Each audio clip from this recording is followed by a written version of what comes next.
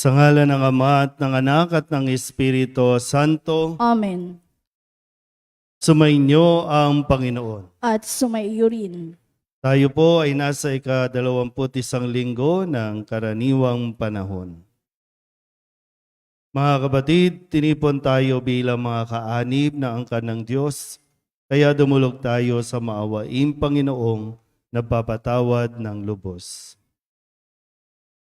Sinugong tagapagpagaling sa mga nagsisisi, Panginoon, kaawaan mo kami. Panginoon, kaawaan mo kami. Dumating na tagapag-anyayang mga makasalanay magsisi, Kristo, kaawaan mo kami. Kristo, kaawaan mo kami. Nakaluklok ka sa kanan ng Diyos Ama para ipamagitan kami.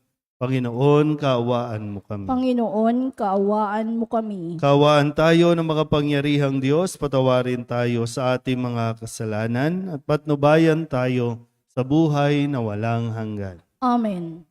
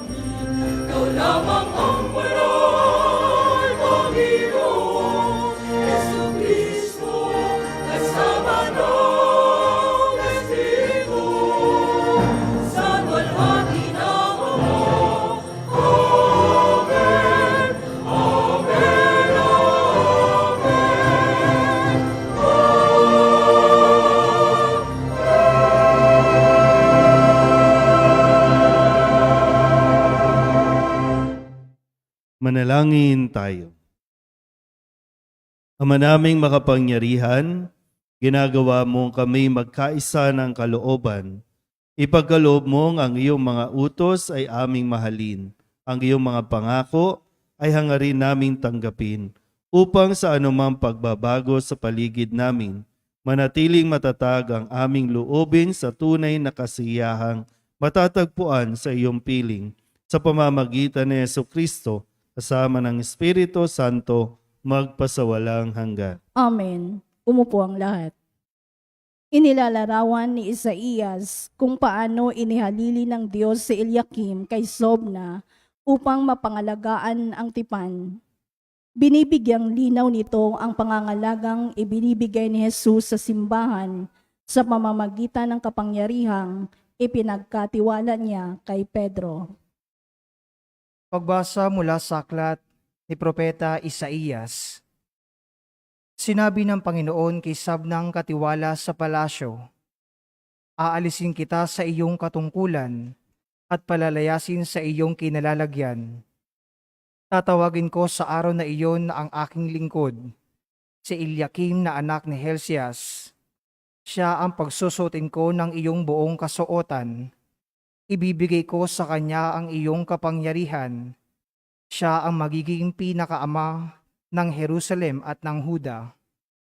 Ibibigay ko sa kanya ang susi ng bahay ni David. Ang kanyang buksay walang makapagsasara at walang makapagbubukas ng ipinilid niya. Itatayo ko siyang parang haligi ng tolda.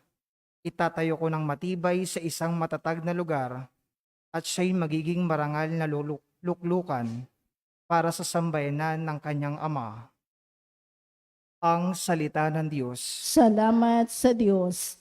Salmong tugunan ay atin pong aawitin.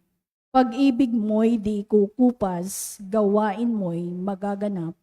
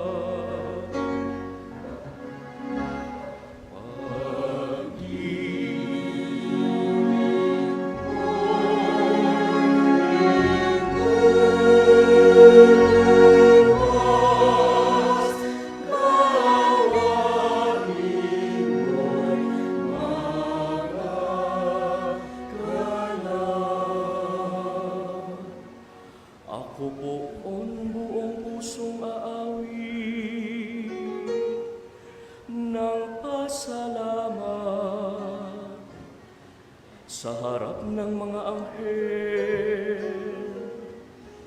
pupurihin kitang ganap. Sa harap ng iyong templo, ay yuyuko at gagalang. Pupurihin kita roon, pupurihin ang iyong ngalan.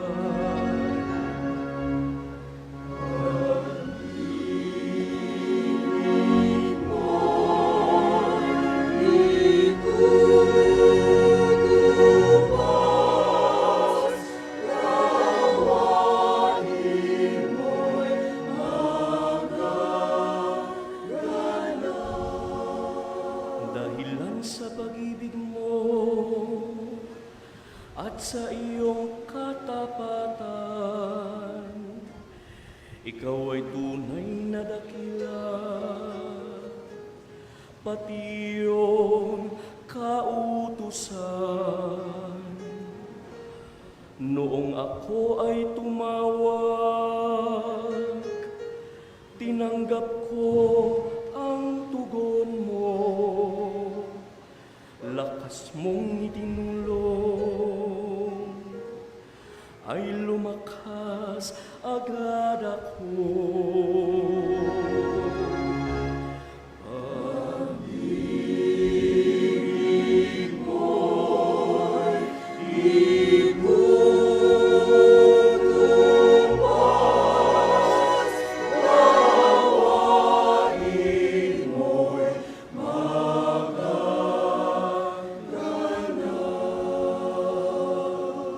Dakila man ang poong Diyos, mahal din niya ang mahirap.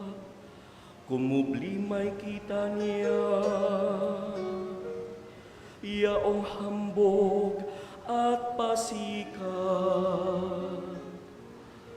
Ang dahilan nito poon, pag-ibig mo'y di kukupas, at ang mga sinimulang gawain mo'y magaganap. Pag-ibig mo'y di kukupas, gawain mo'y magaganap.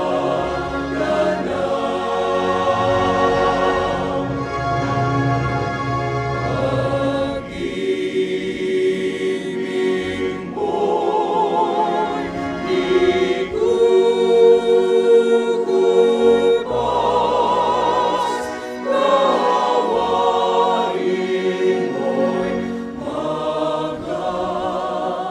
gawain mo'y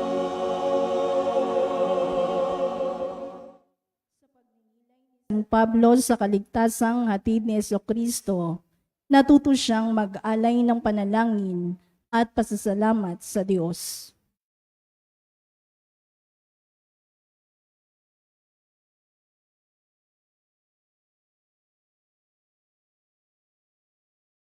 Pagbasa mula sa sulat ni Apostol San Pablo sa mga taga-Roma. Napakasagana ng kayamanan ng Diyos. Di matarok ang kayamanan, karunungan at kaalaman ng Diyos. Hindi malirip ang kanyang mga panukala at pamamaraan, gaya ng nasusulat. Sapagkat sino ang nakaalam sa pag-iisip ng Panginoon? O sino ang naging tagapayo niya? Sino ang nakapagkaloob ng anuman sa Diyos para siya na may gantimpalaan? Sapagkat mula sa Kanya at sa pamamagitan niya at sa Kanya ang lahat ng bagay. Sa Kanya ang karangalan magpakailanman. Amen. Ang salita ng Diyos. Salamat sa Diyos. Tumayo ang lahat.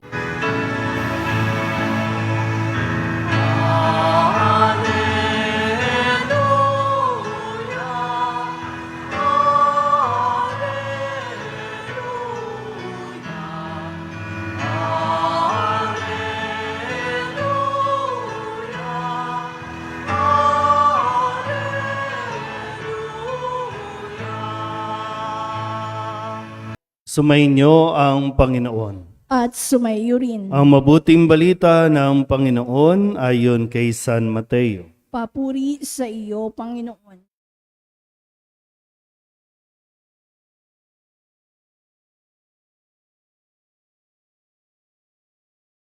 Noong panahong iyon, dumating si Jesus sa lupain ng Cesarea ng Filipos. Tinanong niya ang kanyang mga alagad, "Sino raw ang anak ng tao ayon sa mga tao?" At sumagot sila, "Ang sabi po ng ilan ay si Juan Bautista kayo. Sabi naman ng iba, si Elias kayo. At may nagsasabi pang, si Jeremias kayo o isa sa mga propeta. Kayo naman, ano ang sabi ninyo?" "Sino ako?" tanong niya sa kanila. Sumagot si Simon Pedro, "Kayo po ang Kristo, ang anak ng Diyos na buhay." Sinabi sa kanya ni Jesus, "Mapalad ka, Simon na anak ni Jonas, sapagkat ang katotohanan ito'y hindi inihayag sa iyo ng sinumang tao, kundi ng aking amang nasa langit. At sinasabi ko naman sa iyo, ikaw ay Pedro, at sa ibabaw ng batong ito ay itatayo ko ang aking simbahan, at hindi makapananaig sa kanya kahit ang kapangyarihan ng kamatayan. Ibibigay ko sa iyo ang mga susi ng kaharian ng langit. Ang ipagbawal mo sa lupa ay ipagbabawal sa langit, at ang ipahintulot mo sa lupa ay ipahintulot sa langit." At mahigpit niyang tinagubilinan ang kanyang mga alagad na huwag sabihin kanino man na siya ang Kristo. Ang mabuting balita ng Panginoon. Pinupuri ka namin, Panginoong Heso Kristo. Umupo ang lahat. Isang magandang umaga po sa inyong lahat. Tayo po ay nasa ika-21 linggo sa karaniwang panahon. Ang tanong ni Jesus sa kanyang mga alagad, "Sino ako ayon sa mga tao?" At nung sabihin nila, tinanong din nila ng mas personal, kayo, sino ako? Kilala niyo ba ako? Kasi mahalaga na kayo naman po, no? Iba't ibang barangay tayo. Mayroon tayong, sa parokya natin, mayroong 12 na barangay. Tama ba? 12. At ang ibinoboto natin, ang pinipili natin, ay yung taga-barangay natin. So more or less, magkakapit bahay. Kaya mahalaga na nagkakakilala tayo. Importante yon. Kilala ka ba ng mga kabarangay mo? Kilala mo ba yung tatakbo? Pag sinabi kasi, no, mahalaga yung pag nakikilala mo ang isang tao, ibig sabihin, doon din papasok yung pagtitiwala. Handa ka bang magtiwala sa akin? Parang gano'n, no? Ito, magpapahayag ako, gusto kong maglingkod sa inyo. Handa ba kayong magtiwala sa akin? O kaya naman, yung mga tatakbo, ang sasabihin din ay, pwede nyo kong pagkatiwalaan. Sige nga, bakit? Magkakilala ba tayo? Kasi yung realidad natin sa tuwing eleksyon, no? Kilala ka lang kapag eleksyon. Pero hindi tayo natututo doon. Dati kasi hindi naman tayo yung tumatakbo, no? Pero ngayon, isa ka na sa tatakbo. Isa ka na sa nagpapahayag na gusto mong maglingkod. So, papasok din dyan yung proseso na gusto ko kayong makilala. Gusto ko kayong makilala pa. At gusto ko kayong mapaglingkuran pa. Kasi tingnan natin, no? Sabi dito, kayo, sabi ni Jesus, kayo, anong masasabi ninyo? Kasi ito yung sabi nila. Mga tagalabas yan eh. 'Di ba? Mga taga-ibang lugar, ano yung naririnig nila tungkol sa akin? Medyo okay, yun lang pala, mababaw, no? Kasi ibang katauhan ang nakikita nila sa akin, no? Parang ganun ang gusto sabihin dito ni Jesus. Kayo nakasama ko, kayo na pinili kong maging kaibigan, sino ako para sa inyo? Higit 2 taon na tayong magkasama. Parang ito, no? Kasi 3 taon silang nagkasama. Sa mga narinig ninyo, sa mga natunghayan ninyo, sa mga nakita ninyo, sino ako para sa inyo? Kaya ang sabi ni Pedro, kayo po ang Kristo, ang anak ng Diyos. Uy, maswerte ka, Pedro. Pero dahil yan sa aking Ama, ipinaalam sa iyo ng aking Ama. So sinabi ni Pedro, ikaw ang Kristo, ang anak ng Diyos na buhay. Tapos ano sabi ni Jesus? Ikaw, Simon, anak ni Jonas. Di ba parang ganun yung magkaibigan kayo, hindi nyo alam pangalan ng mga magulang ng kaibigan ninyo.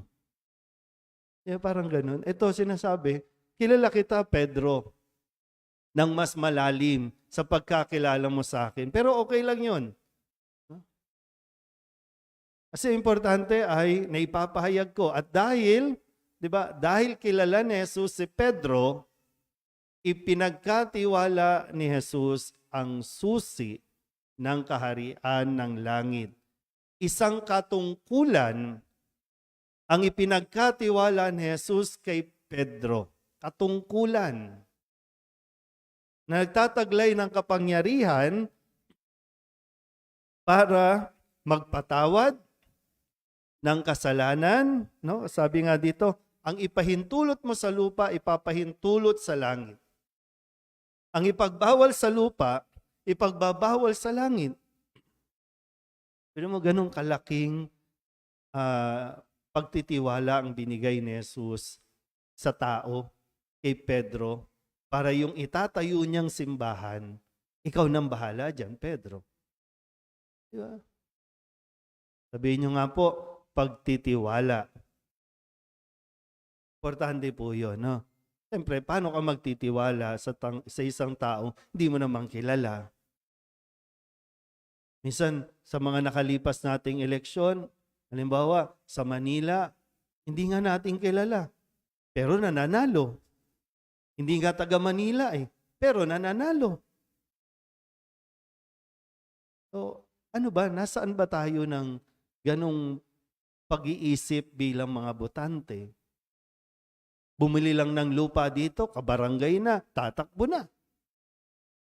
Ano talaga ang intensyon? Kasi tingnan niyo po, balikan natin. Sa unang pagbasa, itong si Sabnang, kasalukuyang namamahala sa palasyo. Sabi ng Panginoon, aalisin na kita, Sabnang. Ipapalit ko na sa iyo si Eliakim. Kasi si Sabnang naging abusado sa kapangyarihang ipinagkatiwala sa kanya. Hindi niya ginampanan ng tapat ang kanyang pamamahala sa palasyo. So pinalitan ni Eliakim. Ipinasa na kay Eliakim. Tingnan ko lang ha. Pag nilayan niyo mabuti. Sa mga kasalukuyang nanunungkulan sa barangay, sa tingin niyo ba naging tapat sila para ipagpatuloy nila ang kanilang paglilingkod? O sa tingin niyo sinasabi ng Diyos, palitan na natin? Isip mabuti ha. Dito sa, alam nyo, sa mga nasa online po, dito sa nasasakupan ng parokya ng Solidad, masisipag po ang mga barangay kumilos. No? Yung ugnayan ng simbahan at ng barangay, kapag nagmimisa kami sa mga barangay, nandiyan dyan po ang mga official. Kasi maganda yung makikita mo na may magandang relasyon ang mga nanunungkulan sa barangay sa Diyos.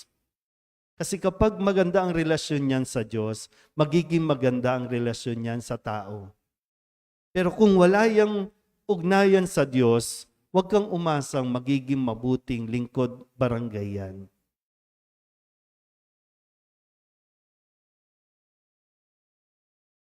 Hindi po ito biro-biro lang. Kumbaga, no? Yung nag-i-invest tayo ng hindi sa pera, hindi monetary. Nag-i-invest tayo ng tiwala sa tao. Inalagaan ba ang tiwalang ito? O inabuso natin ang pagtitiwalang hindi lang ng tao, yung pagtitiwalang ibinibigay ng Diyos sa iyo? Siyempre, no?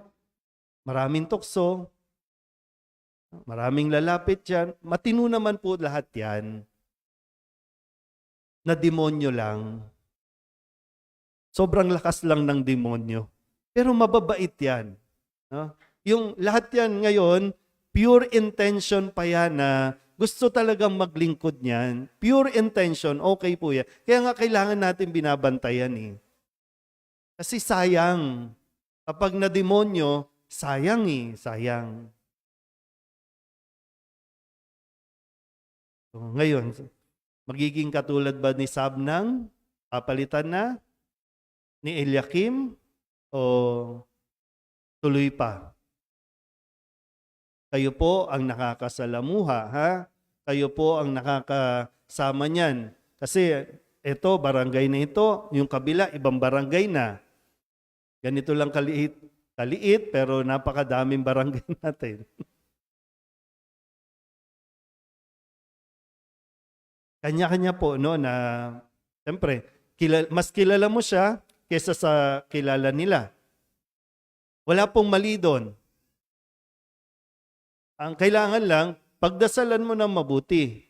Ito ba ay, katulad nga dito, no, sa sinasabi sa sulat ni San Pablo sa ikalawang pagbasa, ito ba ay nakakaalam din ng pag-iisip ng Panginoon? Ito ba kapag nagdidesisyon ay isinasangguni pa sa Diyos? May puso ba itong katulad ng kay Jesus na kapag yung paglilingkod ay handang magbigay, mag-alay ng kanyang sarili? Alam niyo, kahit yung resources, yung personal niya, ibibigay niya. Yun yung tinitingnan. At dapat mong tingnan. Hindi natin huhusgahan yung educational background, yung family background, kundi yung puso ng taong ito. At malalaman mo din yan kung talagang pagdadasalan mo. Siya ba talaga ang bibigyan ng susi sa barangay? Na parang sinasabi, o ikaw, no, sasabihin ni Jesus, o ikaw, ipinagkakatiwala ko ang susi ng barangay. Anumang ordinansa ang ipaintulot mo. Diba? Gumagawa kayo ng mga ordinansa sa barangay. Diba? Binigyan kayo ng kapangyarihang gumawa ng ordinansa sa barangay. Anong ordinansa ba ito? Nakakabuti o wala lang? Meron lang tayong barangay outpost. Okay, yun lang. Pero pag may mga problema, mga riot, wala. Nagtatago na ang mga kagawad. Nagtatago na ang mga tanod. Naghihintay na lang ng tuwing kailan ba yung honorarium? Tuwing kailan? Every quarter.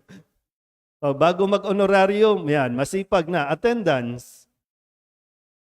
Hindi ko sinasabing dito ha. Maraming barangay na ganyang mga report, no, ng sana ipagdasal natin kahit dito man lang sa parokya natin sa Soledad na gabayan talaga ng magpagabay talaga sila, no, sa mahal na birhen sa mga desisyon na gagawin nila. Kasi lahat tayo ay anak ng mahal na birhen dito. May mga pagkakataon lang, ikaw muna ngayon ha. Ikaw ang naatasan. Pero kailangan mong ipasa ito sa susunod sa iba.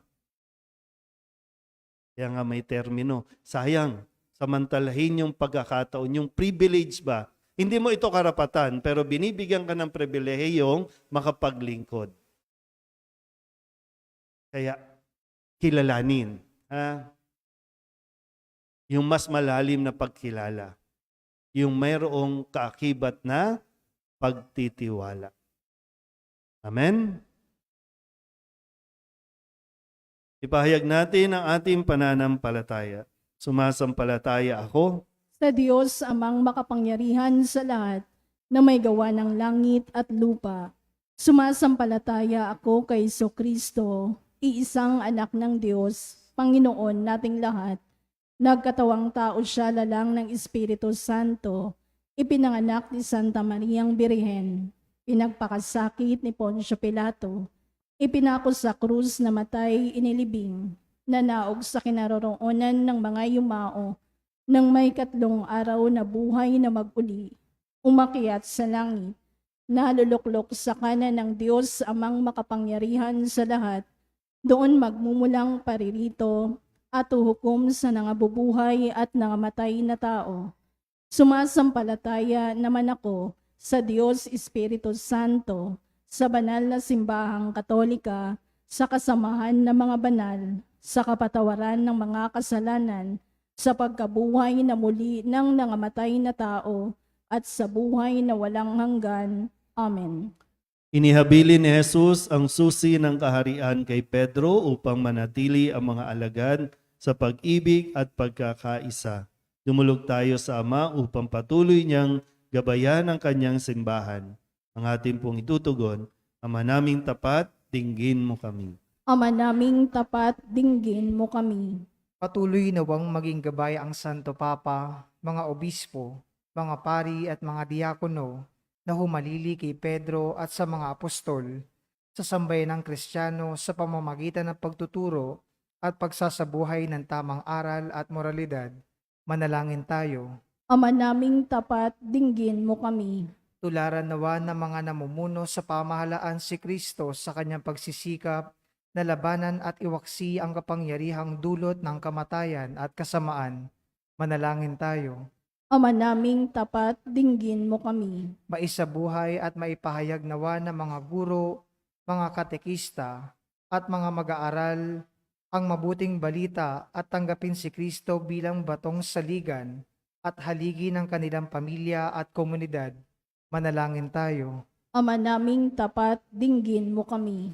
Makatagpo nawa ng bagong sigla ang mga nawawalan ng pag-asa, mga lubos na nangangailangan, at mga may sakit sa kanilang pagtitiwala sa Diyos, gayon din sa kalinga mula sa mga mabubuting tao. Manalangin tayo.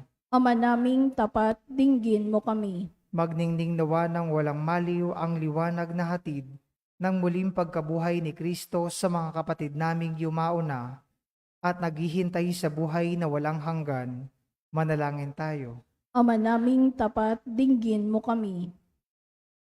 Idulog din natin sa Panginoon ang ating mga personal na kahilingan at mga panalangin para sa ating mga pamilya, kasama ang mga kahilingan ng mga nanonood sa online, lahat ng mga misang pasasalamat, espesyal na intensyon, mga agarang paggaling ng mga may sakit, sa mga kaluluwa na inihiling na ipagdasal sa misang ito.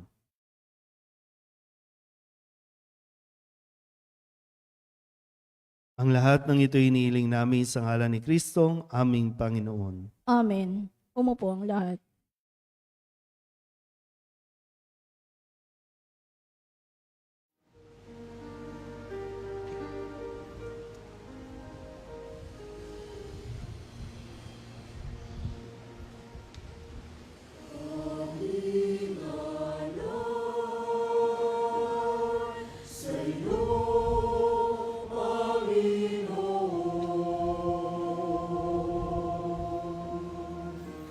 Panginoon.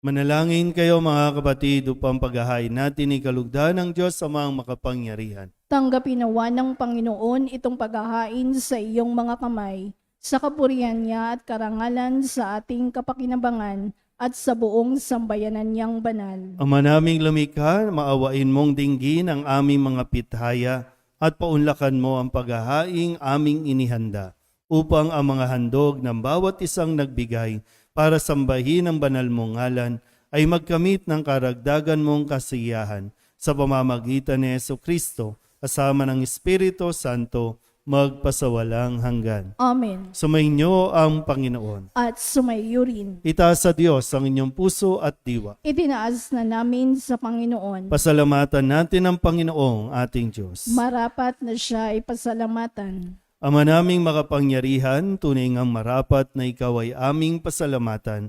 Ikaw ang lumikha sa tanan. Ikaw ang nagtakdang magkaroon ng gabi at araw, gayon din ang taginit at tagulan. Ikaw ang humubog sa tao bilang iyong kawangis na mapagkakatiwala ang mga siwa sa daigdig. Ikaw ngayoy pinaglilingkuran sa pagganap sa pananagutan ng iyong pinagtitiwalaan sa pamamagitan ng anak mong mahal. Kaya kaysa ng mga anghel nagsisiawit ng papuri sa iyo nang walang humpay sa kalangitan, kami nagbubunyi sa iyong kadakilaan.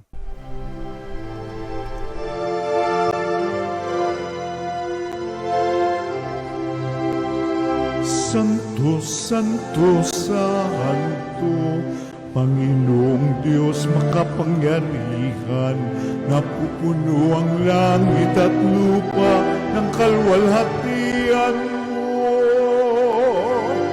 Hosana sa kaitaasan,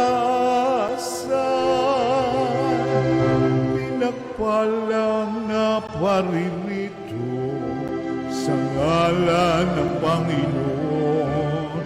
Hosana sa kaitaasan.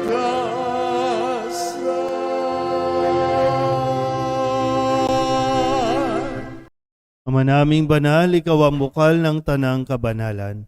Kaya't sa pamamagitan ng iyong Espiritu, gawin mong banal ang kaloob na ito upang para sa aming maging katawan at dugo ng aming Panginoong Hesukristo. Bago niya pinagtiis ang kusang loob na maging handog, hinawakan niya ang tinapay, pinasalamatan kaniya, pinaghati-hati niya iyon, iniabot sa kanyang mga alagad at sinabi, "Tanggapin ninyong lahat ito at kanin, ito ang aking katawan na ihahandog para sa inyo."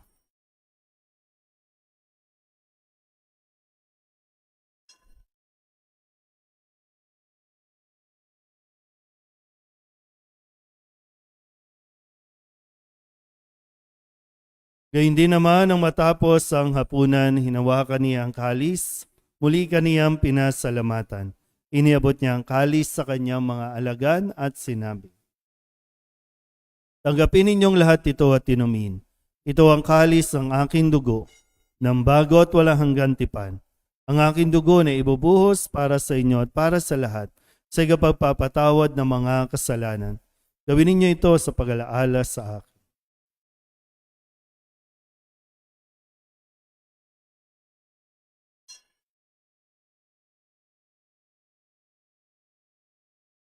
Ipagbunyi natin ang misteryo ng pananampalataya.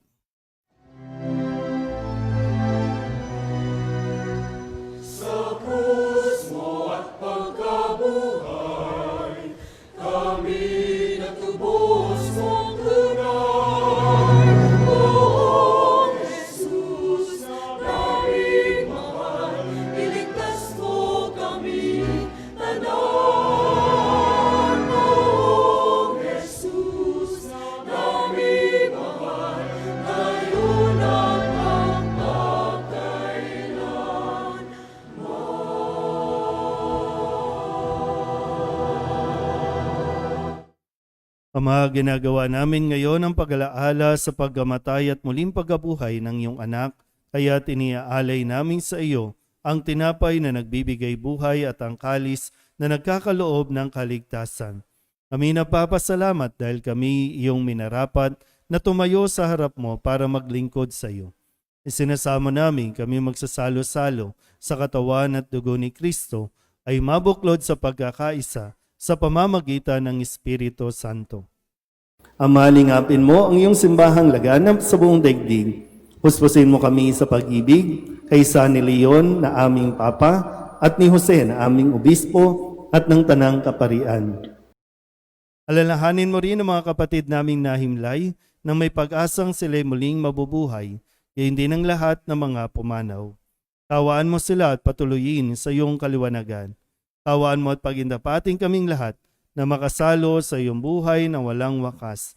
Kaysa ng mahal na Birhen Maria na Ina ng Diyos, ng kabiyak ng puso niyang sa San Jose, kaysa ng mga apostol at ng lahat ng mga banal na namuhay dito sa daigdig ng kalugod-lugod sa iyo, may pagdiwang nawa namin ang pagpupuri sa ikararangal mo sa pamamagitan ng iyong anak na aming Panginoong Hesukristo. Sa pamamagitan ni Kristo, kasama niya at sa Kanya, ang lahat ng parangal at papuri ay sa iyo, Diyos Ama, makapangyarihan, kasama ng Espiritu Santo, magpasawalang hanggan.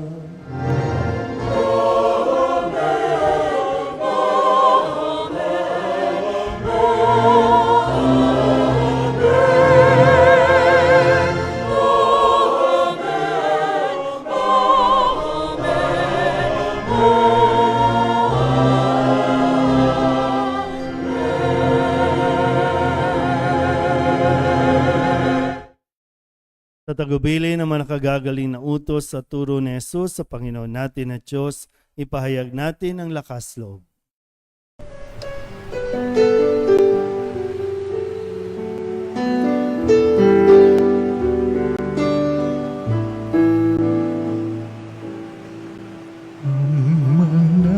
namin sumasalang ka, sambahin ang ngalan mo, mapasamin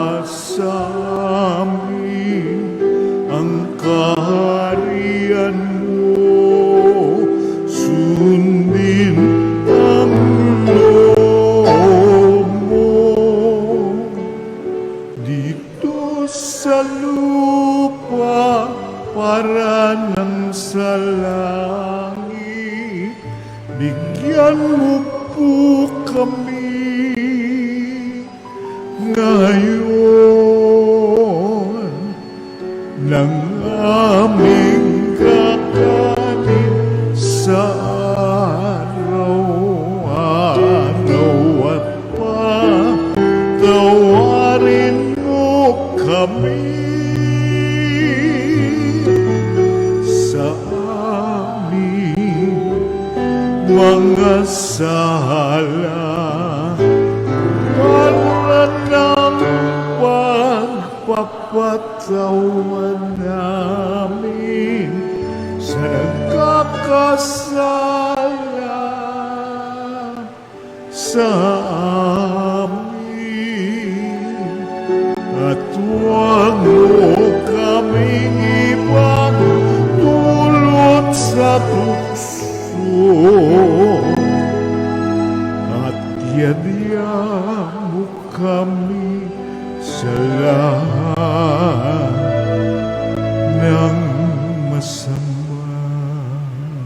Hinihiling namin kami ihadya sa lahat ng masama, pagkalooban ng kapayapaan araw-araw, iligtas sa kasalanan, at ilayo sa lahat ng kapahamakan, samantalang aming pinananabikan ang dakilang araw ng pagpapahayag ng tagapagligtas naming sa Jesucristo.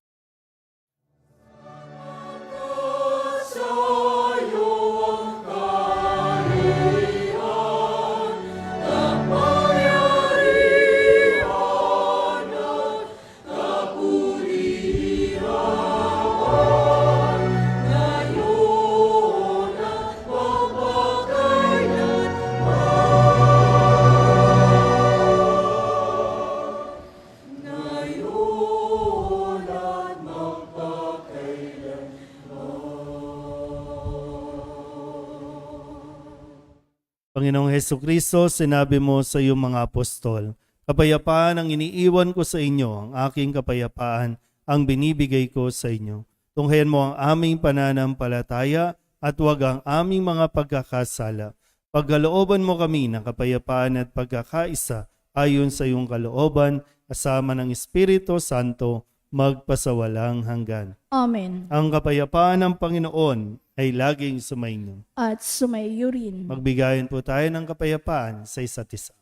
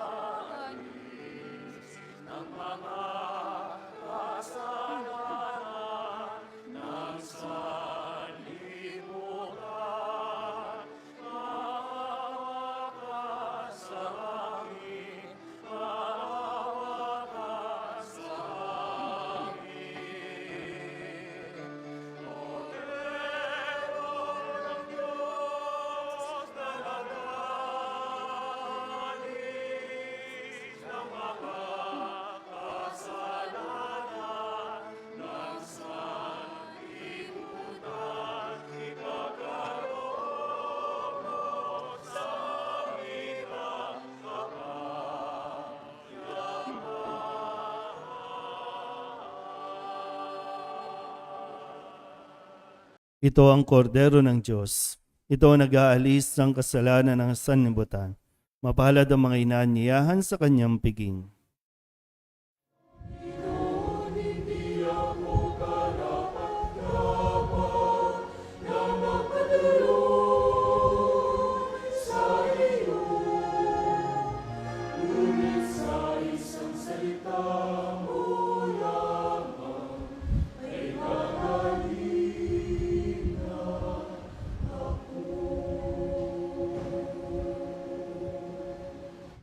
Katawan ni Kristo, Amen.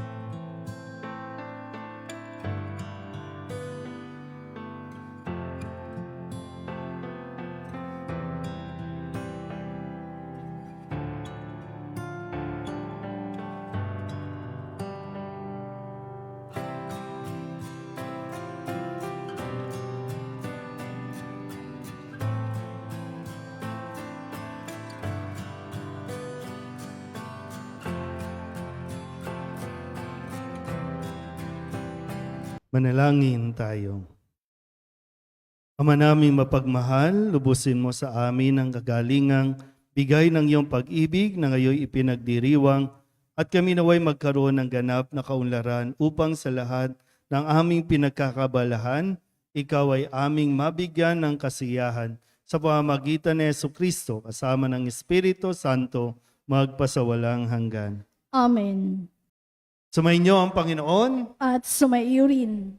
at pagpalain kayo ng makapangyarihang Diyos, Ama at Anak at Espiritu Santo. Amen. Tapos sa ang banal na misa, humayo tayo sa kapayapaan ni Kristo. Salamat sa Diyos. Magandang umaga po. Nuestro Padre Jesus Nazareno, sinasamba ka namin, pinipintungo ka namin, aral mo ang aming buhay at kaligtasan. Nuestro Padre Jesus Nazareno, iligtas mo kami sa kasalanan. Ang krus mong kinamatayan ay sagisag ng aming kaligtasan. Nuestro Padre Jesus Nazareno, dinarangal ka na amin. Nuestro Padre Jesus Nazareno, nilulwalhati ka namin. Nuestro Padre Jesus Nazareno, dinarangal ka na amin. Nuestro Padre Jesus Nazareno, nilulwalhati ka namin.